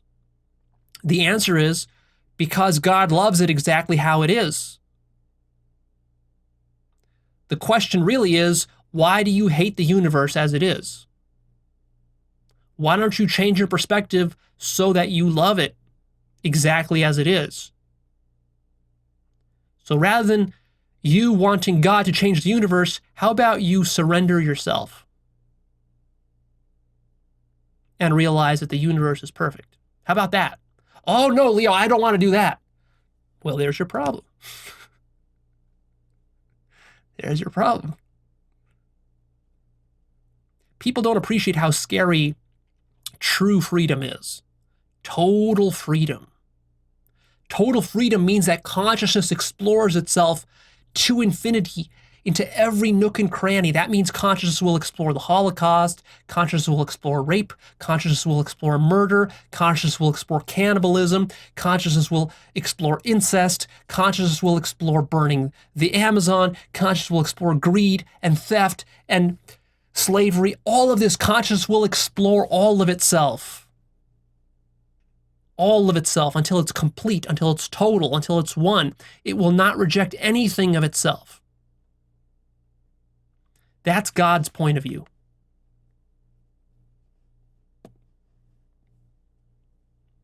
Now you might wonder, well, why would God be loving? Because it's infinite intelligence. Because it's selfless, because it has no needs, it needs nothing, it fears nothing. So what do you do when you're infinitely intelligent, infinitely conscious, totally selfless, you have no needs, you have no fears? That is the very definition of love.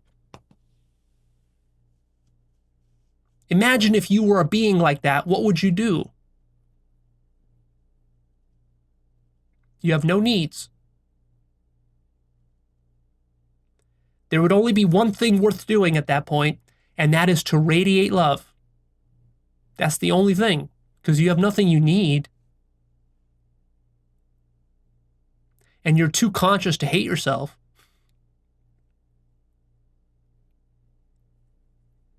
see, consciousness and love are identical. You can't have one without the other. Let's do a little thought experiment, a little visualization exercise for you to start to wrap your mind around what the love of God really is. I want you to bring to mind what it's like to be you and to have lived your life. Think about your whole life as a totality. Think about all the different aspects of your life that you've loved and enjoyed. Think about being yourself. Do you love yourself? Do you love being you? Hopefully you do, or at least at some points in your life you felt that way, where you just thought to yourself, man, it's really nice to be me. I love being me. Bring that to mind.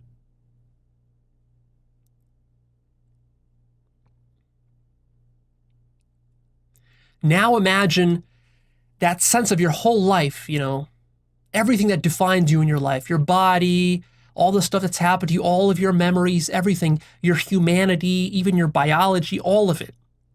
Think of all that and imagine letting all of that go so that you completely stop being you.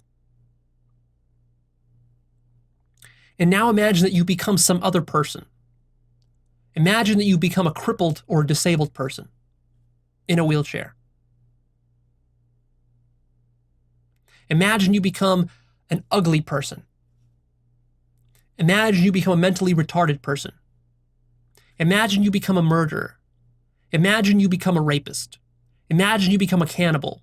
Imagine you become a tyrant or a dictator. Imagine you become a feminist. Imagine you become some alt-right white nationalist. Imagine you become a thief. Imagine you become a greedy criminal CEO who does white-collar crime. And now imagine totally loving all of that without any exception whatsoever, without even flinching, having the courage to want to explore all of those possibilities of consciousness without any fear or resistance.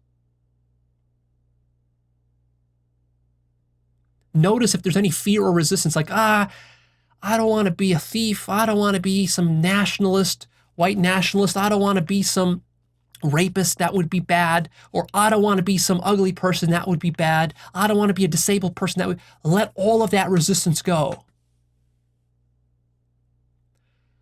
Imagine yourself being so selfless and so free as a consciousness, so unattached to your own body and to your own mind, to your own beliefs, to your own preferences and ideas and wants. You're so totally selfless that you don't even have any personal desires other than to experience everything you could possibly become.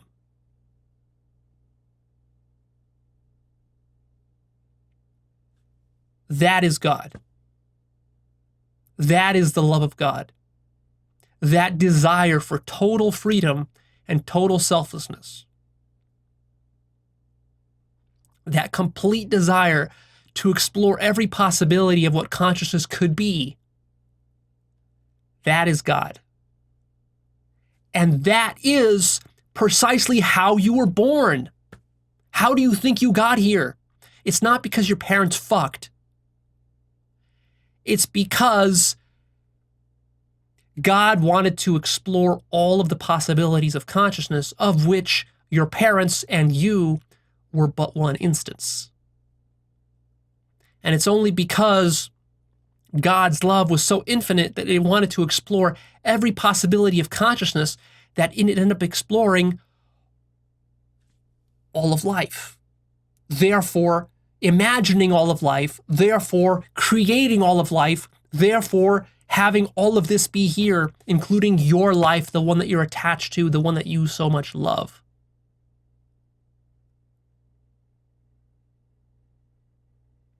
See?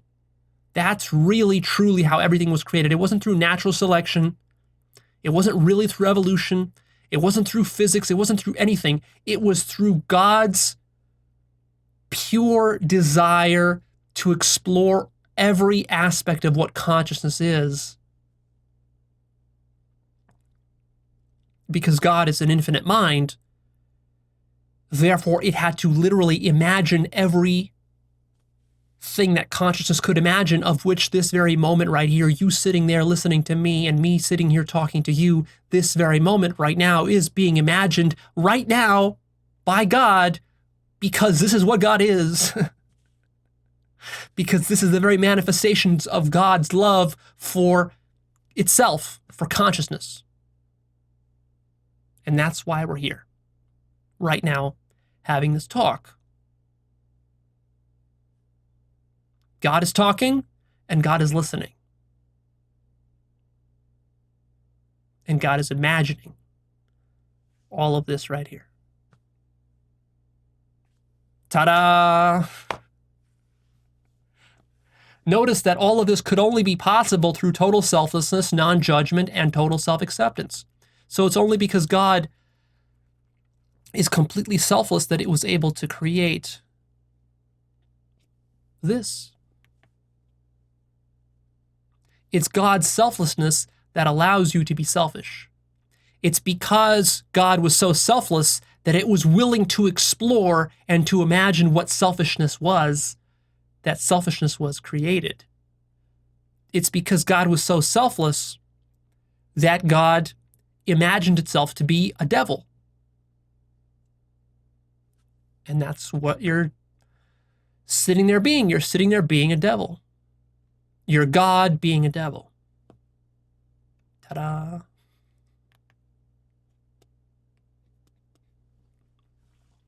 Now you might wonder, but Leo, if everything is love, then how do I know how to be a good person? Because I can't distinguish now.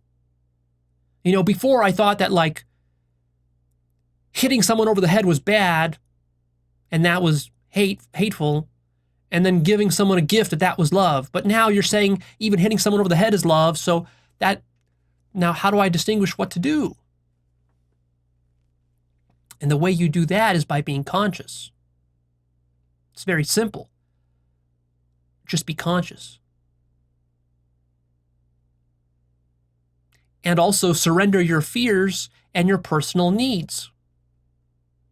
If you can do these three things, you will never be an evil person. You will automatically be a good person. Just be conscious, surrender all of your fears, surrender all your personal needs. Notice that strips you free of all of your devilry. Of course, easier said than done. There are a few huge misconceptions here that I want to clear up. First of all, the misconception is that love means that nothing violent should happen in reality. No, that's not true love. Violence is something you need to learn to love. Violence is something you need to learn to see as a manifestation of love. Not to try to turn everything into a peaceful, sort of hippie utopia. That's a mistake. Another big misconception is that if you embody love, then you must act in a certain loving manner. This is also false. You can embody love, but you don't have to necessarily act in a particular way. In fact, you can be ruthless sometimes. And in fact, sometimes you have to be ruthless to manifest love. Sometimes you have to do something difficult. Sometimes you have to make a hard, brutal decision, which might involve many lives.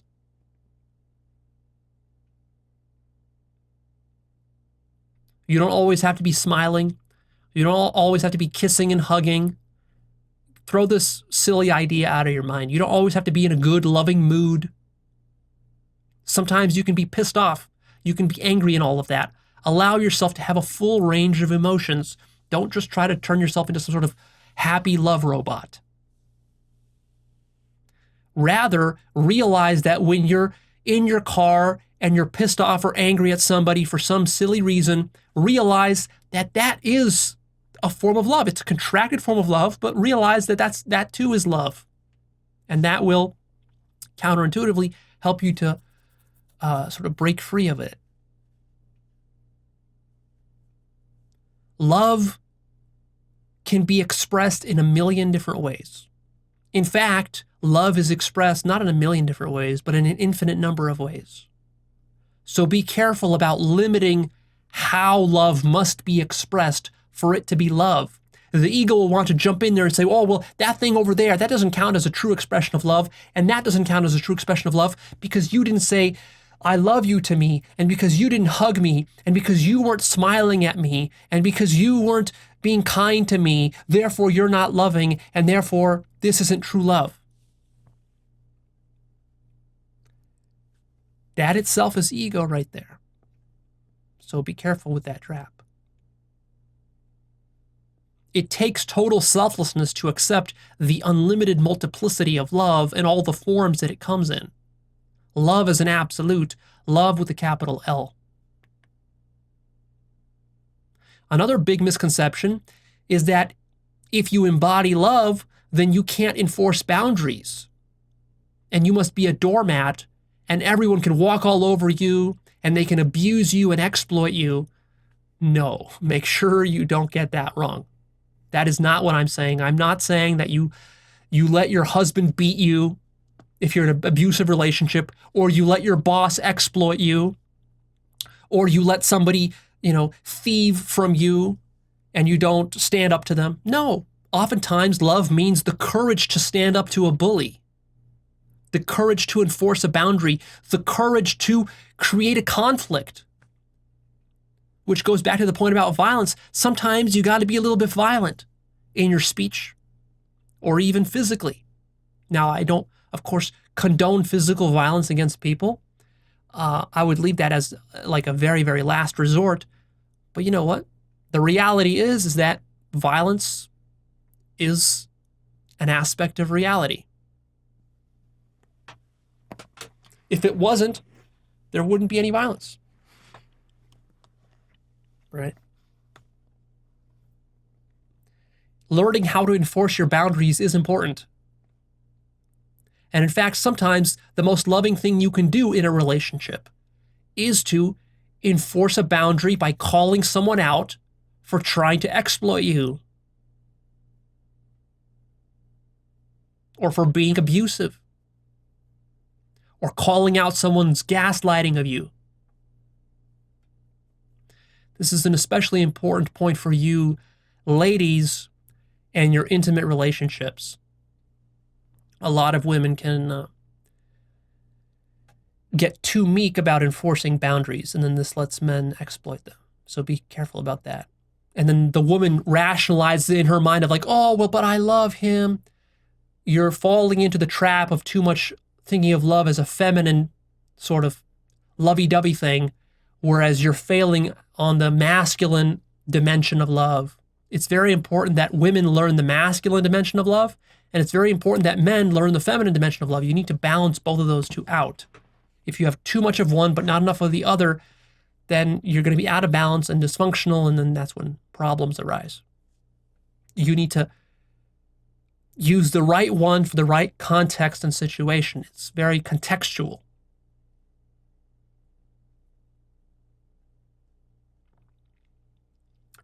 Ultimately, I want you to get to a point in your life where something horrible is going to happen with reality.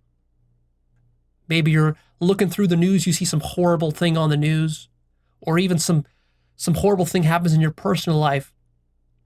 And usually when you would recoil and you would get angry and upset about it, and you would start to criticize somebody or judge reality or judge God for allowing this, I want you to get to a point where you realize, oh, this horror is the very essence of love. This horror doesn't diminish the love of reality, it actually heightens the love. The horror makes it more real, it makes it more raw, it means that I have to be stronger. The horror strengthens me. It tests my love. It tests how much my consciousness can accept. And then when that happens, and then you see that horror and you say, oh my God, I finally understand. I finally understand. That horror is God. Ah, I see it now. That's the moment I want you to reach. But that'll probably take a lot of work. And so to help you to get there, I have a little worksheet. Go down below the video, click the link. There will be a link to a worksheet. The worksheet will list maybe 20 different examples or so of horrible things that I want you to think about, to visualize and contemplate. And then I want you to actually write out in that worksheet for each one of those things how this horrible thing is actually an example of love and actually increases the love of the universe rather than decreases it. So that's going to be your assignment. Try to actually do it. Do it on paper. Actually write it out. This will help you. And then in the future, I'm going to have some more videos about love. We're still not done with this topic. There's more to say. I'm going to have one about fear versus love. We still have a lot to talk about when it comes to fear, because fear is the chief obstacle to love. I'll help you figure that out. And I'll also talk about some exercises, some further exercises for how to actually practice being more loving. And then you will become the love master, the love lord. You really got to understand that all of my teachings really are about love, helping you to actualize love in a radical way. Because there's really nothing else worth teaching.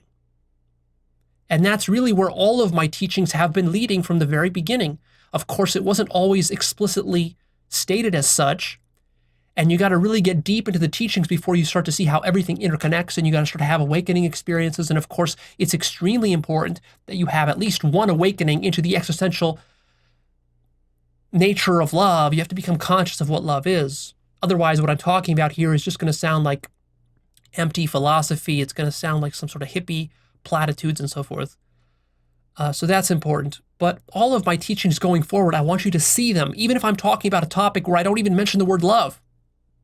Like if I'm talking about life purpose, or I'm talking about improving your nutrition, or I'm talking about relating in a more conscious way to somebody, or communicating, or being a good leader. I'm just talking about ways of being more loving without necessarily explicitly saying so. Or when we're talking about politics, we're really talking about how to love, the science of love. This is a much neglected topic, a much neglected domain that they don't teach you in school or in university, of course, and now you understand why, because it's very radical and because it requires some serious awakening to appreciate. All right, that's it. I'm done here. Please click that like button for me and come check out actualize.org. That is my website. You'll find the blog where I'm going to post some examples of love for you. Check those out. You'll find the forum. You'll find the life purpose course. You'll find the book list where I have some books about love. I have biographies that will help you to study some of these tyrants and dictators that will show you how they act out of love. And the last thing that I want to remind you of is that awakening is not some dry, cold, heartless, rationalist, stoic pursuit, the way that often Zen portrays it to be. It's easy to get that misunderstanding, that by becoming enlightened, you're just going to become immune, you're going to become like this Terminator without any emotions, and that this is supposed to be like the ultimate state that you're going to reach. And then, you know, in that picture, yeah, if you have that picture, then where does love fit in? It doesn't in that picture.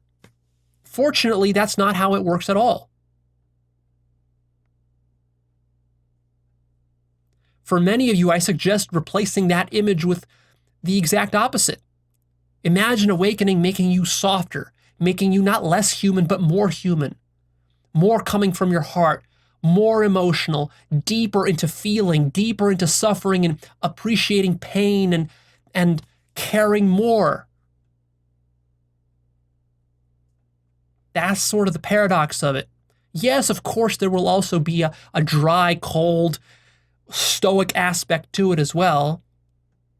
it's really not one or the other, it's both. We're sort of unifying the masculine Zen approach with the more feminine, you could call it the sort of Christian heart-centered approach. We're combining the two together. And I think that that's, personally for me, that's a much more juicy path and a juicy way to do this work than just the cold, stoic, heartless Zen approach.